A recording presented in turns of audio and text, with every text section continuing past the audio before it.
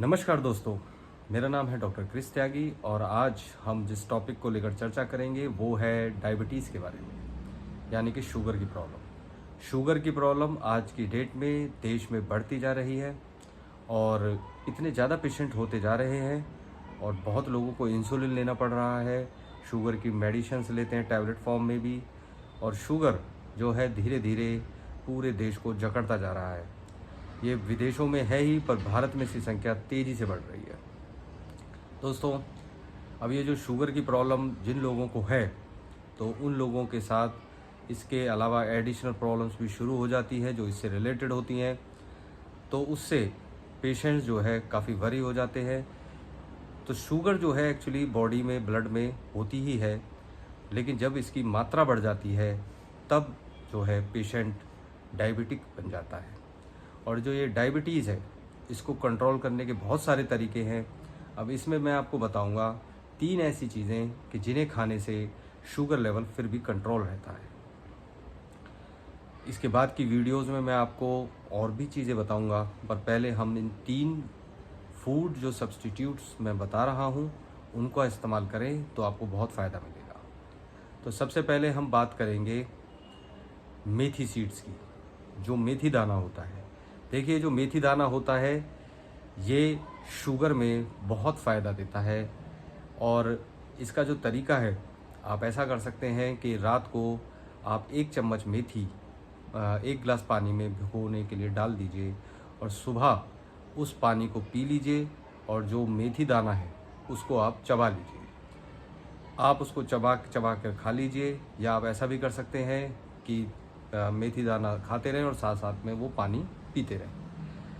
कई बार क्या होता है कि अगर आप, कई लोगों को जो है वो मेथी दाना खाने में यानी उसे चबाने में बड़ी दिक्कत महसूस होती है क्योंकि उसका टेस्ट उन्हें अच्छा नहीं लगता।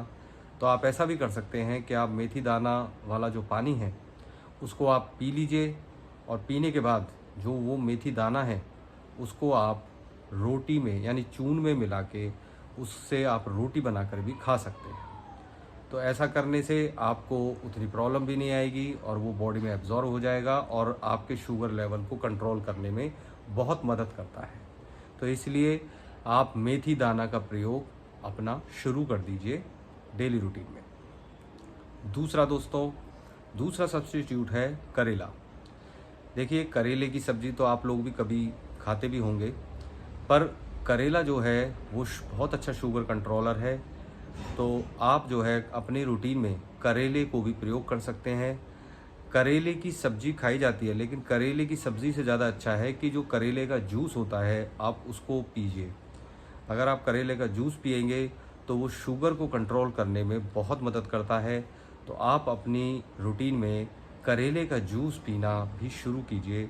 इससे आपको शुगर कंट्रोल करने में बहुत मदद मिलेगी। इसके अलावा दोस्तों, ये जो 2 मैंने आपको बताए, जो तीसरा सब्स्टिट्यूट है वो है जौ का आटा। जौ का आटा आप में से अक्सर ज़्यादातर लोग गेहूं का आटा प्रयोग करते हैं। देखिए गेहूं का आटा जो हाई ग्लाइसेमिक इंडेक्स वाला होता है, जिसमें शुगर का जो लेवल है वो इंक्रीज़ करने वाला होता है। इस केस में जब आप गेहूं का आटा खाते हैं तो वो शुगर को बढ़ाने में बहुत मदद करता है। और डायबिटीज़ पेशेंट के लिए जो गेहूं का आटा है वो अच्छा नहीं होता। तो इसलिए गेहूं का आटा बस खाने में जो है रोटियां मीठी नहीं लगती है, बाकी उसका जो ग्लाइसेमिक इंडेक्स है वो बहुत ज़्यादा है। तो आप इसके जगह पर जौ का आटा प्रयोग कर सकते हैं। जौ का आटा जो है वो लो ग्लाइसेमिक इंडेक्स वाला होता है और वो शुगर लेवल इतना इंक्रीज़ नहीं होने देता। तो इसलिए पहले के टाइम में जो लोग थे वो जौ का आटा बहुत प्रयोग करते थे। आज के समय में जौ का आटा प्रयोग होना बहुत ही कम हो गया है, ज़्यादातर लोग गेहूं का आटा प्रयोग करते हैं। तो आप जौ का आटा प्रयोग करना शुरू कर दीजिए। जौ का आटा लेकिन थोड़ा मोटा होता है, तो इससे रोटी बनाने में थोड़ी दिक्कत आ सकती है। इसलिए आप ऐसा कर सकते हैं कि आधा हिस्सा आप गेहूं के आटे का और आधा हिस्सा आप जौ का आटा मिलाकर आप रोटियां बनाकर खा सकते हैं। इससे आपकी शुगर कंट्रोल करने में बहुत मदद मिलेगी। तो दोस्तों, इस तरह से मैंने ये जो 3 फूड पार्टिकल्स बताए आप इन्हें डेली रूटीन में यूज़ करें और इन्हें जितना ज़्यादा प्रयोग करेंगे आपका जो शुगर लेवल है वो उतना कंट्रोल होगा। और मैं समझता हूँ कि जब आप ये सब चीज़ें प्रयोग करके देखेंगे और जब आप अपनी शुगर चेक करेंगे तो आपकी शुगर को ये कंट्रोल करने में बहुत मदद करने वाले साबित होंगे। आपको मेरी वीडियो पसंद आई होगी। आप मेरा चैनल लाइक और सब्सक्राइब कर सकते हैं। धन्यवाद।